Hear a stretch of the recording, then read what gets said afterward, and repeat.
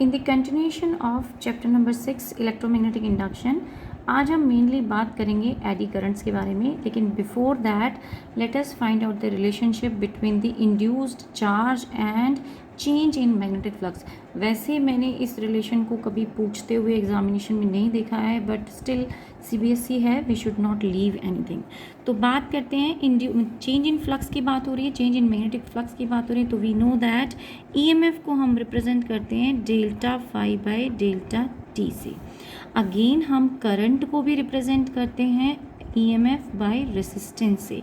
सो अगर हम करंट को यहाँ in terms of charge represent कर दें, that means delta q by delta t in place of current, and EMF की जगह हम delta phi by delta t place करें into 1 by r and cancel out the time factor from both side, then simply you have the change in the charge, induced charge is equal to delta phi by resistance. Here you may say the net change in flux by resistance.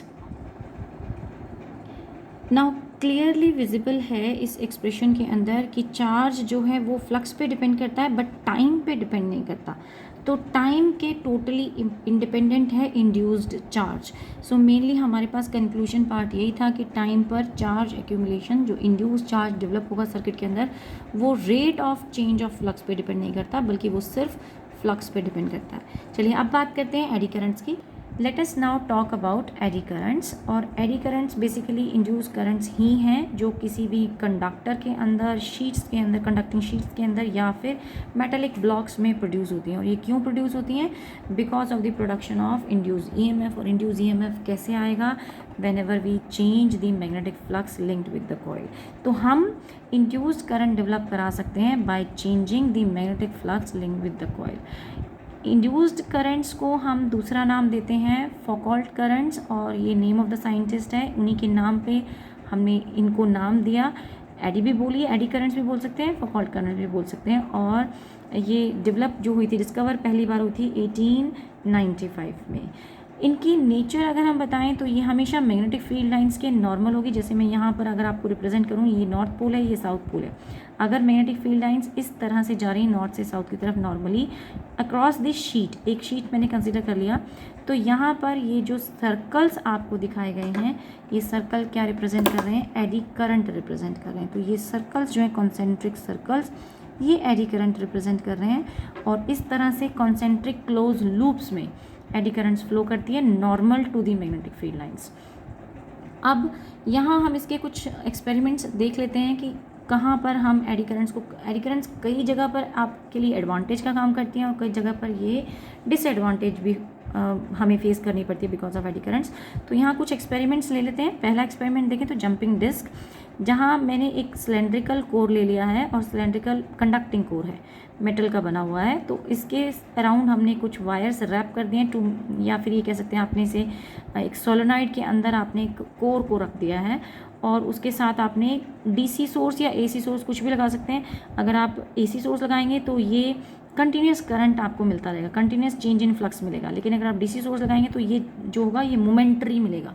As long as the current is growing in the circuit there will be the development of the eddy current, but जैसे ही current constant हो जाएगा यानी पूरी wires में चला जाएगा तब कोई वेरिएशन नहीं मिलेगा। तो यहाँ हमने कंसिडर किया कि सिलेंड्रिकल कोर है और सिलेंड्रिकल कोर के ऊपर आपने एक थिन डिस्क रखा है। हम जब इस कोर के थ्रू यानी कि इस सोलेनॉइड के थ्रू करंट पास करवाएंगे तो ये जो कोर है वो मैग्नेटाइज हो जाएगा, और मैग्नेटाइज होने की वजह से जो इसके ऊपर डिस्क रखा हुआ है उसके अंदर एडी करंट्स डेवलप हो जाएंगी, और वो इस नेचर की होंगी कि वो अपने ही कॉज को अपोज करेंगी। तो एडी करंट्स को प्रोड्यूस करने के लिए रिस्पॉन्सिबल कौन था? ये कंडक्टिंग डिस्क थी जिसने उसके अंदर यू में से या करंट जो फ्लो कर रहा था सर्किट के अंदर वो रिस्पॉन्सिबल था। उसकी वजह से मैग्नेटिक फ्लक्स चेंज हुआ तो इंड्यूस ईएमएफ डेवलप हुआ इन द डिस्क, और डिस्क का नेचर ऐसा हो गया, अब जो इंड्यूस ईएमएफ का नेचर या इंड्यूस करंट का जो नेचर था वो ऐसा हो गया कि वो अपने ही कॉज को अपोज करेगा। तो अगर हम इनिशियली मान लें, राइट नाउ मैंने यहाँ पे डायरेक्शन ऑफ करंट शो भी कर दिया, पॉजिटिव पोलैरिटी शो कर दी। एसी के लिए तो आप शो नहीं कर पाएंगे, तो इसलिए मैंने डीसी शो किया कि सपोज ये एंटी क्लॉकवाइज है तो अपर प्लेट ऑफ दी सिलेंडर जो होना चाहिए वो नॉर्थ पोल होना चाहिए। दैट मीन्स जो डिस्क थी इसके ऊपर उसका जो लोअर साइड होगा वो साइड जो सिलेंडर को फेस कर रहा है वो भी नॉर्थ पोल का हो जाएगा, और नॉर्थ तो आपस में रिपेल करते हैं, तो क्या होगा, ये डिस्क हवा में उछल जाएगी। लेकिन क्योंकि मैंने डीसी सोर्स लिया है तो ये मोमेंटरी इफेक्ट होगा, तो एक बार हवा में उछलेगी, क्विकली वो वापस आ जाएगी, जैसे ही पूरे सर्किट में करंट हुआ इट विल कम बैक, क्योंकि फिर कोई मैग्नेटिक फ्लक्स चेंज नहीं हो रहा है एक बार कांस्टेंट करंट जाने के बाद। तो मैंने डीसी इसलिए लिया so that I will be able to show you the direction of current. Otherwise AC source लेते तो एसी सोर्स के अंदर तो half cycle positive half cycle negative चलता है, तो वो मैंने उसे नहीं कंसीडर किया, सिर्फ ये दिखाने के लिए कि यहाँ पर नॉर्थ पोल बन रहा है तो इस डिस्क के नीचे भी नॉर्थ पोल बन जाएगा। तो यहाँ क्या हुआ है, अगर उसे हम क्विकली कंक्लूड कर दें तो यहाँ ये हुआ कि जब आपने करंट पास करवाया तो कॉइल के अंदर वन बाय वन करंट जो था इंक्रीज़ करता चला गया, करंट इंक्रीज़ किया तो मैग्नेटिक फील्ड लाइंस भी इंक्रीज़ की, यानी कि मैग्नेटिक फ्लक्स जो था वो चेंज हो गया।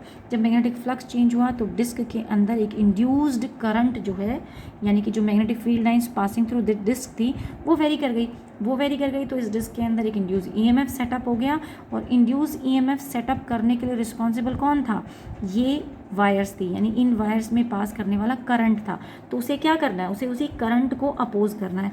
अब करंट कैसा था, एंटी क्लॉकवाइज था, तो ऊपर डिस्क के जो अंदर जो सिलेंडर हमने रख दिया था, डिस्क के नीचे जो सिलेंडर रखा होता है, कोर जो थी उसका अपर साइड क्या हो जाएगा, वो नॉर्थ पोलैरिटी का हो जाएगा। अगर वो नॉर्थ पोल हुआ तो डिस्क का भी लोअर साइड जो है वो नॉर्थ का हो जाएगा, and north will repel and the disc will jump up in the air. So basically ये हुआ। अब बात करते हैं हम डैम्पिंग ऑफ मेटेलिक प्लेट्स। यहाँ पर भी ध्यान रखिए कि ये जो सर्कुलर हम एडी करंट्स की बात कर रहे थे, इस डिस्क के अंदर भी क्लोज लूप्स में ही करंट जो है इंड्यूस होगा, और उस करंट की वजह से ही इंड्यूस ईएमएफ डेवलप हुआ, इंड्यूस करंट डेवलप हुई, और वो कैसे एडी करंट्स बन गई, और एडी करंट्स ने क्या करना है, अपने ही कॉज को अपोज करना है। तो एडी करंट्स बेसिकली अपने लेंस लॉ को पूरी तरह से फॉलो कर रही हैं। अब बात करें डैम्पिंग ऑफ मेटेलिक प्लेट्स की, तो यहाँ हमने क्या लिया कि अगर आप एक मेटेलिक प्लेट लें, शीट लें अगर, और उसे आप नॉर्थ एंड साउथ पोल के बीच में स्विंग करा दें। स्विंग कैसे करा दें, वन साइड आप इधर लेके जा रहे हैं, फिर जैसे पेंडुलम स्विंग करता है, तो यू विल नोटिस कि ये जो शीट है ये क्विकली जैसे ही मैग्नेटिक फील्ड लाइंस के अंदर एंटर करेगी ये डैम्प हो जाएगी, रुक जाएगी, इट विल स्टॉप मूविंग। तो ऐसा क्यों हुआ, क्योंकि जब ये मैग्नेटिक फील्ड लाइन नॉर्थ और साउथ पोल के बीच में, दोनों मैग्नेट्स के बीच में एंटर किया, तो मैग्नेटिक फील्ड लाइंस जो इस शीट के अक्रॉस पास कर रही थी वो चेंज हो गई। अब वो चेंज हुई तो यानी मैग्नेटिक फ्लक्स लिंक चेंज हुआ, मैग्नेटिक फ्लक्स लिंक चेंज होगा तो एक इंड्यूस ईएमएफ सेटअप होगा, इंड्यूस करंट सेटअप होगा, एडी करंट सेटअप होगी, और इसमें कॉन्सेंट्रिक जो है हमें एडी करंट्स हमें मिल गई। सो हमें एडी करंट्स जब मिली तो ये क्या करेंगे, अपने ही कॉज को अपोज करेंगी। अपना कॉज क्या था इनका, मोशन कहाँ, इनसाइड दी मैग्नेटिक फील्ड, तो ये उसी मैग्नेटिक फील्ड के इनसाइड के मोशन को अपोज करेंगी, and immediately the moment they enter the magnetic field they will damp there, वो वहीं पर रुक जाएंगी। Okay, let us understand the direction of current. जो इंड्यूस करंट अंदर डेवलप हुआ है या जो एडी करंट डेवलप हुआ है उसकी डायरेक्शन भी समझ लें। डायरेक्शन कैसी होनी चाहिए, अपोजिट टू दी, जो अपोज करे मैग्नेटिक फील्ड लाइंस को। अभी यहाँ क्या हो गया, यहाँ मैंने डायरेक्शन भी इसी तरफ दिखा दी है, और दोनों सेम ही डायरेक्शन में, यानी कि अगर आप इस पर ग्रिप रूल लगाएंगे, राइट हैंड ग्रिप रूल, तो magnetic field because of this eddy current वो भी सेम डायरेक्शन में पॉइंट करेंगे, बल्कि वो नहीं होना चाहिए, वो अपोजिट डायरेक्शन में होना चाहिए। तो मैं यहाँ डायरेक्शन चेंज कर देती हूँ। So let us change the direction. तो opposite to the magnetic field lines, क्योंकि उन्होंने according to the Lenz law oppose करना होगा किसको, जो मैग्नेटिक फील्ड लाइंस शीट के अंदर एंटर कर रही हैं उन फील्ड लाइंस को उन्होंने अपोज करना है। सो ये एक केस हुआ। लेकिन अगर हमें इस डैम्पिंग को या इस ऑसिलेशंस वाले इफ़ेक्ट को काफ़ी लंबे टाइम तक बढ़ाना है तो हम जनरली क्या कर देते हैं, हम स्लिट्स प्रोवाइड कर देते हैं शीट के अंदर। तो अगर हम इस तरीके की स्लिट्स बना दें कंडक्टिंग शीट के अंदर, और फिर उसे north and south pole magnet के अंदर एंटर कराएं, स्विंग कराएं, देन यू विल नोटिस कि अब जो है इनको डैम्प होने में टाइम लगेगा। अब ये काफ़ी लंबे टाइम तक ऑसिलेट करती रहेंगी, और यानी ये शीट जो है ऑसिलेट करती रहेगी और एडी करंट्स जो हैं बहुत ज़्यादा लार्ज अमाउंट में डेवलप नहीं हो पाएंगी। उसका एक रीज़न तो यही है कि क्या हुआ कि अब दो तरीके से समझ सकते हैं हम कह सकते हैं कि जो इलेक्ट्रिक करंट्स थी, जो करंट्स एडी करंट्स डेवलप हो रही थी, उनको क्लोज लूप बनाना है, लेकिन अब की बार उन्हें बिगर लूप बनाना पड़ेगा। वो बाउंड्री सरफेस पे ट्रेवल करेंगी और अब सरफेस एरिया बढ़ गया है और उस वजह से क्या हुआ, उनको लॉन्गर पाथ कवर करना पड़ रहा है to make the close loop. तो जितना ज़्यादा लॉन्गर पाथ होगा उतना ज़्यादा रेसिस्टेंस, उतना ज़्यादा अपोजिशन, यानी कि करंट को डेवलप होने में एडी करंट्स को वो उनका जो स्ट्रेंथ है वो कम हो जाएगी, क्योंकि करंट रेसिस्टेंस के इन्वर्सली रिलेटेड होता है। तो रेसिस्टेंस बढ़ेगा, लंबा पाथ हमने कवर किया तो रेसिस्टेंस बढ़ा तो करंट यानी एडी करंट जो थी वो रिड्यूस हो गई। दूसरे तरीके से हम इसे समझ सकते हैं, अगर हम मैग्नेटाइजेशन की टर्म्स में बात करें तो हम कह सकते हैं कि मैग्नेटिक मूवमेंट का जो फॉर्मूला होता है वो होता है आई। आई होता है करंट और ए होता है एरिया। लेकिन यहाँ पर तो शीट पूरा का पूरा एरिया हमें मिल रहा था कि मैग्नेटाइजेशन करने के लिए, शीट को मैग्नेटाइज करने के लिए, लेकिन यहाँ एरिया हो गया कम। अगर एरिया कम हुआ तो मैग्नेटिक मूवमेंट कम हो गया, और अगर मैग्नेटिक मूवमेंट कम होता है तो हमारे पास इंटेंसिटी ऑफ मैग्नेटाइजेशन का फॉर्मूला था m/v, magnetic movement per unit volume. तो अगर मैग्नेटिक मूवमेंट जो है वो कम हो रहा है तो मैग्नेटिक मूवमेंट कम होने की वजह से इंटेंसिटी ऑफ मैग्नेटाइजेशन भी रिड्यूस हो जाएगा, यानी कि ये मेटेलिक शीट जो है बहुत अच्छे से मैग्नेटाइज नहीं होगी, इसके अक्रॉस उतना वेरिएशन ऑफ मैग्नेटिक फ्लक्स नहीं आया। सो हम कह सकते हैं कि जब मैग्नेटिक मूवमेंट वेरी किया, इंटेंसिटी ऑफ मैग्नेटाइजेशन रिड्यूस हो गया एंड मैग्नेटिक फील्ड लाइंस यानी magnetic flux linked with the coil वो भी कम हो गया। तो मैग्नेटिक फ्लक्स लिंक कम हो जाएगा तो एडी करंट्स भी कम हो जाएंगी। जब एडी करंट्स कम हुई हैं, यानी हम कह सकते हैं, एक और तरीका ये भी बोल सकते हो आप कि इसके अंदर अब हम कम एरिया मिल रहा है एडी करंट्स को फ्लो करने के लिए। तो इन ऑल द सेंसेस, चाहे हम सरफेस ये कहें कि लंबा पाथ ले रही है, because of that eddy currents को ज़्यादा रेसिस्टेंस मिला, या ये कहें कि कम एरिया मिल रहा है एडी करंट्स को लूप बनाने के लिए यानी फ्लो करने के लिए कम एरिया मिल रहा है, या हम ये करें मैग्नेटिक मूवमेंट रिड्यूस हो गया या मैग्नेटिक फ्लक्स लिंक्ड रिड्यूस हो गया। इन ऑल सेंसेस कि एडी करंट्स बेसिकली इस पूरे सर्किट में रिड्यूस हो गया। बहुत से तरीके हैं, आप किसी भी एक्सप्लेनेशन को दे सकते हैं and all are equally valid, whether you talk in terms of magnetic movement की टर्म्स में बात करें या आप लार्जर पाथ की तरफ से बात करें और ग्रेटर रेसिस्टेंस की टर्म्स में बात करें। तो अब ये काफ़ी लंबे टाइम तक स्विंग करता रहेगा और इजीली डैम्प नहीं होगा। सब हम बात करते हैं एप्लीकेशंस ऑफ एडी करंट्स की। तो एप्लीकेशंस कहाँ कहाँ आप इसे यूज़ कर सकते हो। तो पहला हम लेते हैं इंडक्शन फर्नेस में, इसको हीटिंग इफ़ेक्ट के लिए यूज़ किया जाता है। एंड इन दिस कोई भी आप मेटल स्पेसिमेन डाल देते हो फॉर चेंजिंग मैग्नेटिक फील्ड के बीच में, ऐसी जगह हम रख देते हैं जहाँ मैग्नेटिक फील्ड बहुत रैपिडली चेंज कर रही है और एक huge amount of eddy currents produce हो जाता है which will produce excessive heat, और इस हीट को हम एज अ फर्नेस में यूज़ कर सकते हैं। नेक्स्ट आ सकता है डेड बीट गैल्वेनोमीटर। आपने जितने भी मूविंग कॉइल गैल्वेनोमीटर लैब में देखे होंगे वो सभी डेड बीट बेस्ड हैं। डेड बीट गैल्वेनोमीटर में जो हम यूज़ करते हैं वो इलेक्ट्रोमैग्नेटिक डैम्पिंग यूज़ करते हैं, और यहाँ क्या किया जाता है, यहाँ पर भी हम स्ट्रॉन्ग करंट्स प्रोवाइड करते हैं और एक सिलेंड्रिकल कोर जो है हम बीच में यूज़ कर लेते हैं। इफ़ यू रिमेंबर, हम गैल्वेनोमीटर जब हमने डिस्कस किया था तो वहाँ पर हमने कहा था कि एक एल्यूमिनियम का फ्रेम लें, उस फ्रेम के ऊपर वायर्स रैप करें और बीच में हम सॉफ्ट आयरन का कोर यूज़ करें। वो सब करने से, यानी कंडक्टिंग फ्रेम हमने यूज़ किया, नॉन कंडक्टिंग फ्रेम यूज़ किया और एक कंडक्टिंग कोर यूज़ किया, उससे क्या हुआ कि अमाउंट ऑफ एडी करंट्स बहुत ज़्यादा इंक्रीज़ हो गए और गैल्वेनोमीटर जो है वो पॉइंटर, गैल्वेनोमीटर का जो पॉइंटर है वो बहुत देर तक स्विंग नहीं करेगा बल्कि वो क्विकली डैम्प हो जाएगा। और लैब्स में जितने भी हम गैल्वेनोमीटर यूज़ करते हैं वो सभी डेड बीट टाइप होते हैं, मतलब उनमें आपने देखा होगा निडल्स बहुत ऑसिलेट नहीं करती, वो क्विकली डैम्प हो जाती हैं। तो नॉन मैग्नेटिक हम फ्रेम यूज़ करते हैं क्योंकि फ्रेम के अंदर जो भी आप ले रहे हो फ्रेम के ऊपर जितनी भी मैग्नेटिक फील्ड लाइंस वेरी कर रही हैं उसकी वजह से एक स्ट्रॉन्ग एडी करंट्स प्रोड्यूस हो जाएंगे एंड वो इसको इजीली डैम्प करा देंगे। इलेक्ट्रोमैग्नेटिक ब्रेक्स कहाँ होते हैं? जहाँ पर एक बहुत बड़ा सा मेटेलिक ड्रम जो है हम between the magnetic field lines वो रोटेट करा देते हैं, और जब बहुत ज़्यादा स्ट्रॉन्ग एडी करंट्स प्रोड्यूस हो जाती हैं तो ये ड्रम जो है वो स्टॉप हो जाता है, मतलब ऑसिलेशंस जो है उसकी, रोटेशंस जो है उसकी बंद हो जाती हैं।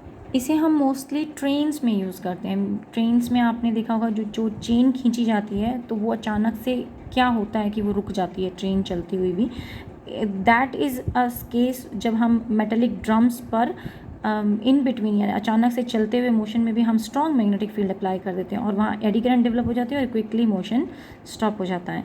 डायाथर्मी, ये जनरली क्या होता है कि हम ह्यूमन बॉडी के अंदर हीटिंग प्रोड्यूस करते हैं टिश्यूज़ को हीलिंग के लिए। जो पर्टिकुलर टिश्यूज़ हैं बॉडी के अंदर जो डिफेक्टिव हैं या जिनको आप क्योर करना चाहते हो जिस पार्ट को, वहाँ पर आप जो हीटिंग प्रोवाइड करते हो using the process of this eddy currents. इतनी ही एडी करंट सफिशिएंट प्रोवाइड की जाती हैं कि जो उसे हीट कर सकें या उसको फिनिश कर सकें यहाँ पे वहाँ पर।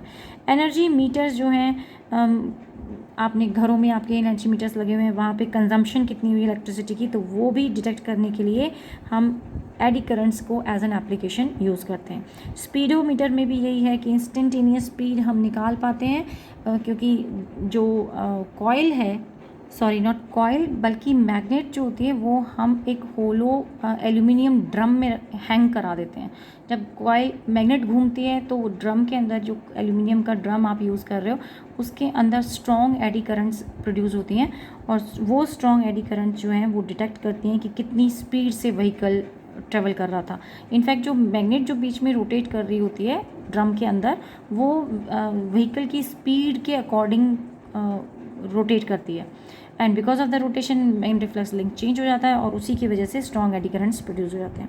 अनडिज़ायरेबल इफेक्ट है एडी करंट का, बहुत लॉस ऑफ एनर्जी होती है in the form of heat, unwanted damping कई बार हमें मिल जाती है और एक्सेसिव हीटिंग से जो ड्यूरेशन है लाइफ जो है अप्लाइंसेस की वो भी वेस्ट होती है, वो भी कम हो जाती है। सो हम इसे मिनिमाइज़ करने के लिए क्या करें? हम क्या करते हैं, जब आप एक मेटलिक कोर लेते हो, देखिए अभी तक तो जो हमने एप्लीकेशन पार्ट किया यहाँ तो हम एडी करंट को एज एन एडवांटेज यूज़ कर रहे हैं, लेकिन कुछ ऐसी जगहें भी हैं जहाँ पर वो डिसएडवांटेज का काम करती है। तो ऐसी जगहों पर हम एडी करंट्स को मिनिमाइज़ करने के लिए जो सेंट्रल कोर होता है, instead of using a bigger block की जगह हम उसको थिन शीट्स में कन्वर्ट कर दें। ऐसे थिन स्लॉटेड शीट्स लें और हर एक शीट को हम लेमिनेट करा दें और फिर उसे आपस में एक दूसरे से कंबाइन करें कुछ इस तरह से। उससे क्या होगा कि जो भी करंट एक पर्टिकुलर कॉइल में डेवलप हो रही थी वो with in that particular sheet he confined रह जाएंगी और ये सारी एडी करंट्स कंबाइन नहीं होंगी so as to make the huge amount of eddy current. और इस तरीके से हम लेमिनेशन क्यों कर रहे हैं? लेमिनेशन भी इसलिए कर रहे हैं हम कि हर एक लूप की जो एडी करंट है वो दूसरे लूप की एडी करंट्स के साथ कंबाइंड ना हो, और जब ये कंबाइन नहीं होंगी तो फील्ड्स में के बीच में जो एडी करंट्स हैं वो मिनिमम ही रह जाएंगी। So this is the only way to minimize this. हम इसे बिल्कुल कम्प्लीटली एलिमिनेट तो नहीं कर सकते बट हम इसे मिनिमाइज़ कर सकते हैं। तो आज की क्लास के लिए इतना ही। नेक्स्ट क्लास में हम इसके कुछ न्यूमेरिकल्स लेते हैं। Thank you.